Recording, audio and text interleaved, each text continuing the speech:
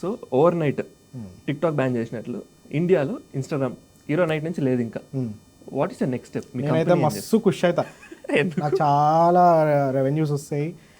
Will see a lot of collaborations happening, ఇవన్నీ అవుతాయి. ఎందుకు చెప్తా, టిక్టాక్ బ్యాన్ కాగానే నెక్స్ట్ డే షేర్ చాట్ అన్న ఒక యాప్ ఉండే అప్పట్లో. అలా ఫౌండర్స్ నాకు ఫోన్ చేశారు. ఓకే, మేము టిక్టాక్ లాంటిది ఇంకో ప్రోడక్ట్ దింపుతున్నాం మార్కెట్లో, నీ దగ్గర ఉన్న ఇన్ఫ్లుయెన్సర్స్ అందరినీ తీసుకొచ్చి నాకు ఇవ్వు అని ఫోన్ వచ్చింది నాకు. ఓకే, నెక్స్ట్ డే, మీరు నమ్ముతారో లేదో, టిక్టాక్ బ్యాన్ అయిన 36 అవర్స్లో మాజ్ అని ఒక ప్రోడక్ట్ వచ్చింది బయటికి. మాజ్ అనే ప్రోడక్ట్ ఒకటి వచ్చింది బయటికి.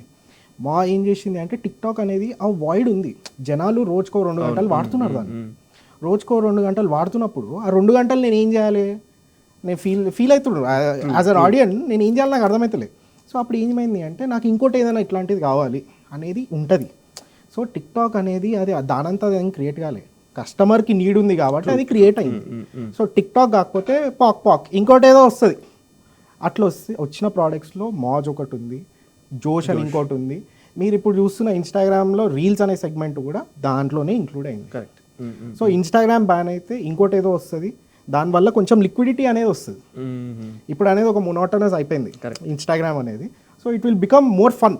నేనైతే మస్త్ ఎంజాయ్ చేస్తా, క్రియేటర్లు కూడా చాలా ఎంజాయ్ చేస్తారు అట్లా అనమాట. సో ఈ ప్లాట్ఫామ్స్కి రానికి లక్షలు పే చేసారు అప్పట్లో. టిక్టాక్ నుంచి ఈ ప్లాట్ఫామ్స్కి రానికి మంత్లీ రిటైనర్స్ పే చేసారు ఇన్ఫ్లుయెన్సర్స్కి, ఇవన్నీ అయినాయి అనమాట. So there is no way, ఇవాళ కాకపోయినా, ఇవాళ బ్యాన్ అయినా కూడా రేపు ఏమవుతుంది అంటే, క్రియేటర్ అనేటోడు ఇక్కడ కాకపోయినా వేరే దగ్గర నన్ను అదే పనిచేస్తాడు. Okay, so there is no problem.